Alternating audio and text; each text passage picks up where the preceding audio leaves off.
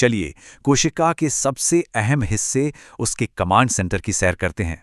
तो कोशिका की सारी एक्टिविटीज को कंट्रोल कौन करता है? चलिए पता करते हैं। वो है न्यूक्लियस, सेल का कमांड सेंटर और इंफॉर्मेशन हब। इसे सबसे पहले रॉबर्ट ब्राउन ने खोजा और बाद में वॉल्टर फ्लेमिंग ने इसे स्टडी किया।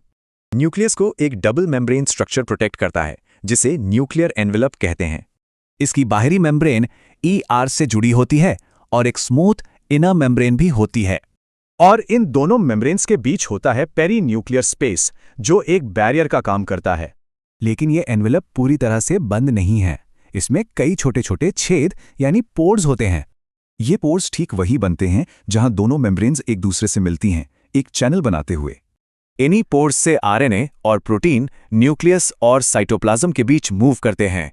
तो अब एनवेलप के अंदर चलते हैं। इस हिस्से को न्यूक्लियोप्लाज्म कहते हैं। यहाँ पर दो मेन कंपोनेंट्स हैं, क्रोमेटिन और न्यूक्लियोलस। क्रोमैटिन असल में DNA और प्रोटीन का मिक्सचर है जिसमें सेल की सारी जेनेटिक जानकारी होती है। न्यूक्लियोप्लाज्म में एक और गोल बॉडी होती है, न्यूक्लियोलस, जो बिना मेम्ब्रेन के होती है। इसे राइबोसोमल फैक्ट्री भी कह सकते हैं क्योंकि यहीं पर राइबोसोम बनते हैं। न्यूक्लियोलस rRNA बनाता है जो प्रोटीन के साथ मिलकर राइबोसोम के सब यूनिट्स तैयार करता है। एक मिनट, तो क्या हर सेल में सिर्फ एक ही न्यूक्लियस होता है? ऐसा नहीं है। कुछ सेल्स जैसे मसल फाइबर्स मल्टी न्यूक्लिएटेड होते हैं और रेड ब्लड सेल्स में तो एक भी नहीं होता।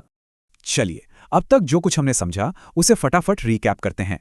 न्यूक्लियस एक डबल मेम्ब्रेन वाला ऑर्गेनेल है जिसमें पोर्स होते हैं जो ट्रांसपोर्ट को कंट्रोल करते हैं।